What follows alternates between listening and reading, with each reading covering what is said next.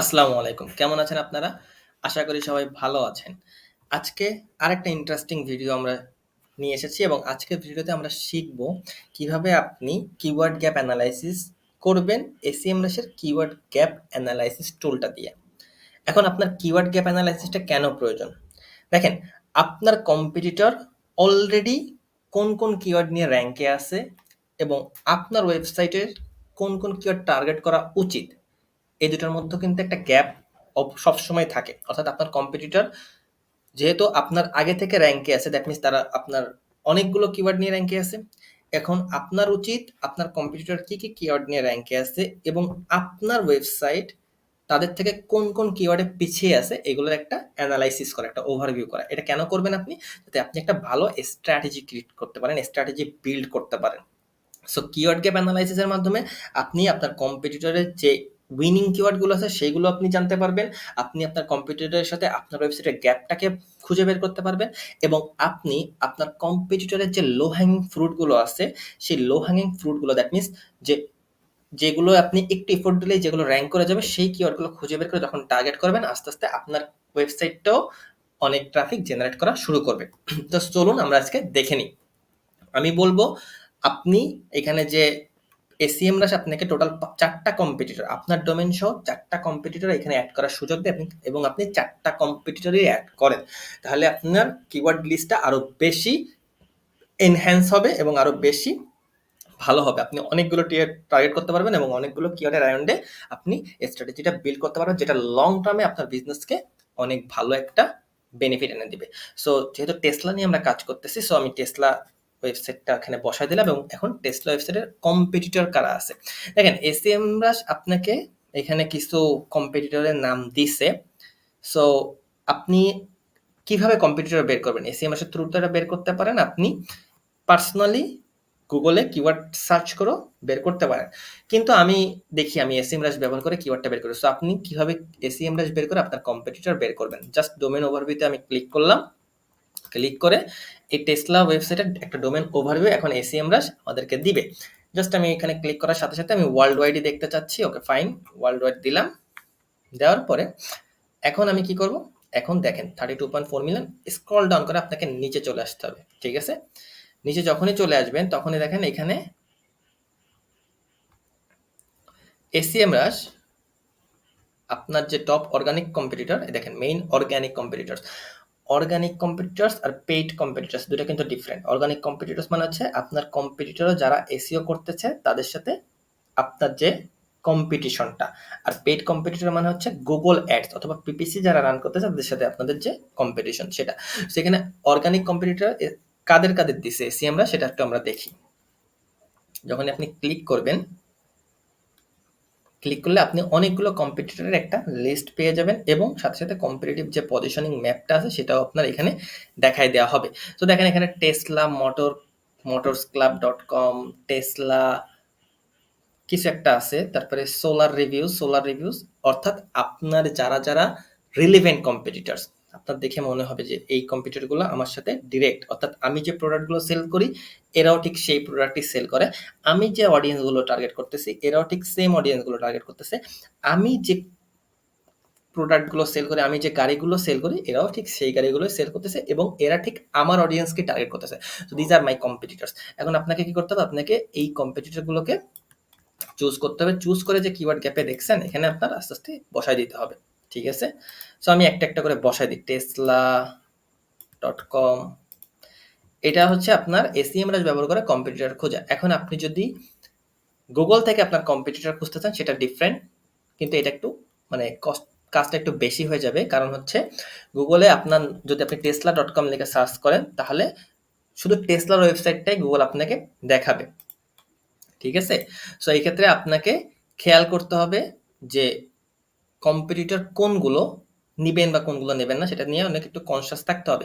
But যদি আপনি keyword লিখে সার্চ করেন তাহলে ওই কিওয়ার্ডের এগেইনস্টে কোন কম্পিটিটর আছে সেইগুলো আপনি ইজিলি ডিটেক্ট করতে পারবেন। কিন্তু ডিরেক্ট একদম কম্পিটিটরের সাথে একটা কম্পিটিটরের সাথে আরেকটা একদম মেইন কম্পিটিটর আপনার খুঁজে বের করা টাফ হয়ে যাবে। এইজন্য আপনার SEMrush এর যে কম্পিটিটরটা আছে তারা যেগুলো সাজেস্ট করে আপনার এগুলোকে চুজ করাই বেটার। ওকে? সো আপনি যদি এখানে দেখেন, এখানে আস্তে যান, এই যে ইলেকট্রিক এটা মনে হয় একটা কম্পিটিটর হবে। আমি এটাকে নিলাম। এখানে এসে আমরা দেখেন সার্চ ইঞ্জিন কিওয়ার্ডে কতগুলো কিওয়ার্ড র্যাঙ্কে আছে, এনার্জি সেইজ। ওকে ফাইন, আমি এই ৩টাই নিই। ওকে, নেওয়ার পর আমি কি করব, আমি এখানে কম্পেয়ারে ক্লিক করব। এখানে দেখেন আমি আরেকটু যদি একটু ডিটেলস বলি, রুট ডোমেইন নাকি সাব ডোমেইন না এক্সাক্ট ইউআরএল কোনটার সাথে আপনি কম্পেয়ার করতে চাচ্ছেন, অলওয়েজ রুট ডোমেইন দিবেন। ঠিক আছে, আপনি যদি পেজ টু পেজ কম্পেয়ার করতে চান তাহলে এক্সাক্ট ইউআরএল দিবেন। ঠিক আছে, আচ্ছা এখন আপনি অর্গানিক কিওয়ার্ডকে কম্পিটিটর খুঁজতেছেন, মানে অর্গানিক কিওয়ার্ডের ডেটা চাচ্ছেন নাকি পেইড কিওয়ার্ডের চাচ্ছেন নাকি পিএলএ। ঠিক আছে, পিএলএ যেটা সেটা হইতেছে এসিএমএস এর একটা স্পেশাল ফিচার্স। ঠিক আছে, পার্সোনালাইজড একটা ফিচার্স, তারা একদম ওই পার্টিকুলার ডোমেইনের পার্সোনালাইজড আপনাকে ডেটাগুলো দিবে। সো আমি জাস্ট এখানে একটা কম্পেয়ার করলাম, কম্পেয়ার করলে এখানে এসিএমএস আমাকে ডেটা দেখানো শুরু করে দিবে। সো আমি ডেটাগুলো একটু ডিটেলসে আপনাকে এখন জানাবো। ওকে, তো দেখেন সবার প্রথমে যেহেতু আমাদের ওয়েবসাইটটা একটা big website, massive website, that's why আমাদের মার্কেট শেয়ার বেশি থাকবে আপনার কম্পিটিটরের। অর্থাৎ আপনার যে ওয়েবসাইটের আপনার যে ক্লায়েন্ট থাকবে তাদের ওয়েবসাইটটা সবসময় ছোটই থাকে, ম্যাক্সিমাম ক্লায়েন্টের ওয়েবসাইট ছোটই থাকে, তাদের কম্পিটিটরের ওয়েবসাইটগুলো বড় থাকে। বাট এই ক্ষেত্রে কিন্তু এসি যেহেতু টেসলা অনেক বিগ একটা ওয়েবসাইট, সো টেসলা বড়। ঠিক আছে, সো আপনার ওয়েবসাইট যদি অর্থাৎ আপনার ক্লায়েন্টের ওয়েবসাইট যদি ছোট থাকে এই মার্কেট শেয়ারটা, তাহলে আপনাদের ওয়ারিড হওয়ার কোনো দরকার নেই। আপনি এই মার্কেট শেয়ারটা ইনক্রিজ করার জন্য, দ্যাট মিনস ট্রাফিকটা ইনক্রিজ করার জন্যই কিন্তু আপনাকে হায়ার করতেছে আপনার client. So don't worry. So আপনি কি করবেন, এখন মিসিং বলতেছে এবং উইক বলতেছে, আপনি একটু নিচে চলে আসবেন। নিচে আসার পরে এটাই হচ্ছে সব থেকে ইন্টারেস্টিং পার্ট। এখন আপনাকে এখানে দেখানো হবে যে টেসলা যে ডট কমটা আছে এটার সাথে আপনি যে আরো ৩টা কম্পিটিটর এখানে লিখে সার্চ করলেন, ওই ৩টা কম্পিটিটরের কম্পিটিশনটা কেমন যাচ্ছে। ঠিক আছে, সো দেখেন টোটাল শেয়ার্ড কিওয়ার্ড আছে 14.5K, ইটস গুড। মানে টোটাল যে ৩টা কম্পিটিটর লিখছেন এখানে লিখে সার্চ করেছেন, ৩জন কম্পিটিটরের মধ্যেই এই যে শেয়ার কিওয়ার্ড আছে 14, প্রায় 14,000-এর বেশি, 14,500-এর বেশি শেয়ার কিওয়ার্ড আছে। মিসিং কিওয়ার্ড, মিসিং কিওয়ার্ড মানে আপনার অন্যান্য যে ৩টা কম্পিটিটর আছে ওই ৩টা কম্পিটিটর র্যাঙ্কে আছে কিন্তু আপনার ওয়েবসাইট র্যাঙ্কে নাই। অর্থাৎ এই 896টা কিওয়ার্ড এই tesla.com এখনো টার্গেট করে নাই।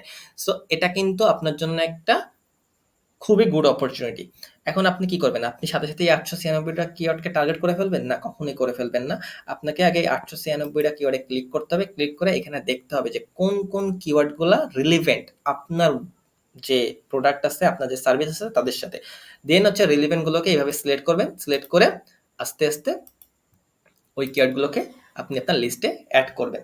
তারপরে যে উইক মানে হচ্ছে যে এই পার্টিকুলার এই 574টা কিওয়ার্ডের এগেইনস্টে টেসলা যে ওয়েবসাইটটা আছে এই ওয়েবসাইটটা অন্যান্য ওয়েবসাইট থেকে খারাপ করতেছে। এখন খারাপ করতেছে কিভাবে, ধরেন যে অন্য যে 3টা ওয়েবসাইট আছে ওই 3টা ওয়েবসাইট এই পার্টিকুলার কিওয়ার্ডগুলোর এগেইনস্টে ফার্স্ট পেজে র‍্যাঙ্ক করতেছে এবং টেসলা কোম্পানি এই পার্টিকুলার কিওয়ার্ডের এগেইনস্টে ফোর্থ, সেকেন্ড, থার্ড পেজে র‍্যাঙ্ক করতেছে, মানে ওদের থেকে খারাপ র‍্যাঙ্কে আছে। ঠিক আছে, so this is called weak. Strong মানে এই যে টেসলা কোম্পানি অন্যান্য যে কম্পিটিটরগুলো আমি সার্চ করতেছি বা তাদের সাথে কম্পেয়ার করতেছি তাদের থেকে বেটার পজিশনে আছে। ঠিক আছে, আপনার কম্পিটিটরের ক্ষেত্রে এটা হবে তারা বেটার পজিশনে থাকবে আপনার থেকে, অর্থাৎ উইক পার্সেন্টেজটা বেশি থাকতে পারে এবং স্ট্রং পার্সেন্টেজটা কম থাকতে পারে আপনার ওয়েবসাইটের ক্ষেত্রে। ঠিক আছে, আর আনট্যাপড মানে হচ্ছে যে এই কিওয়ার্ডগুলোর জন্য আপনি যে ৩টা কম্পিটিটরকে লিখে সার্চ করেছেন ওই ৩টা কম্পিটিটরের কোনো না কোনো, মানে সবাই না, কোনো না কোনো কম্পিটিটর র‍্যাঙ্কে আছে কিন্তু আপনার ওয়েবসাইট র‍্যাঙ্কে নাই। সো আনট্যাপড কিওয়ার্ডগুলো একটা ইন্টারেস্টিং একটা পার্ট। এক্ষেত্রে আপনি কি করতে পারতেছেন, আপনি ইজিভাবে আনট্যাপড কিওয়ার্ডটা দেখবেন, দেখার পরে এখানে সুন্দরভাবে কিওয়ার্ডের একটা লিস্ট এসিএমএস দিবে। জিএম মানে কি আই ডোন্ট নো। রিলেভেন্ট, আবারও বলতেছি রিলেভেন্ট যে কিওয়ার্ড থাকবে, যে কিওয়ার্ডগুলো আপনার ওয়েবসাইটের প্রোডাক্ট অথবা আপনার সার্ভিসের সাথে হাইলি রিলেভেন্ট, শুধুমাত্র ওই কিওয়ার্ডগুলোকে আপনি টার্গেট করবেন। সো এই ছিল কিওয়ার্ড গ্যাপ অ্যানালাইসিস। এইভাবে আপনি খুব ইজিলি 1000, 2000, 3000 এর একটা সুন্দর সলিড কিওয়ার্ড লিস্ট তৈরি করে ফেলতে পারেন, যে কিওয়ার্ড লিস্টগুলো আপনাকে আপনার ক্লায়েন্টের ওয়েবসাইটটাকে খুবই খুবই একটা রেভিনিউ জেনারেটর মেশিন হিসেবে তৈরি করতে সাহায্য করবে। সো এইভাবেই হচ্ছে আপনার কিওয়ার্ড গ্যাপ অ্যানালাইসিস করতে হয় এবং এইভাবেই হচ্ছে আপনি আপনার কম্পিটিটরের সাথে আপনার ওয়েবসাইটের তুলনা করবেন এবং গ্যাপ ফাইন্ডিং করবেন। দেন ওই গ্যাপে যে কিওয়ার্ড লিস্টটা আপনি পাবেন সেই কিওয়ার্ডের এগেইনস্টে স্ট্র্যাটেজি ক্রিয়েট করে ওই কিওয়ার্ডগুলোকে র‍্যাঙ্ক করে আপনার কম্পিটিটর থেকে আপনি বেটার পজিশনে চলে যাবেন। সো আশা করি বিষয়টা বুঝতে পেরেছেন এবং এটা কিন্তু খুবই ইন্টারেস্টিং একটা ভিডিও ছিল, খুবই ইনডেপথ একটা ভিডিও ছিল। আশা করি বুঝতে পেরেছেন। সো যদি ভালো লেগে থাকে অবশ্যই সাবস্ক্রাইব করে রাখবেন, বেল আইকনে ক্লিক করে রাখবেন যাতে পরবর্তী ভিডিও দেওয়ার সাথে সাথে আপনি নোটিফিকেশন পেয়ে যান। তো দেখা হবে পরবর্তী ভিডিওতে, সেই পর্যন্ত সবাই ভালো থাকবেন, সুস্থ থাকবেন। আসসালামু আলাইকুম।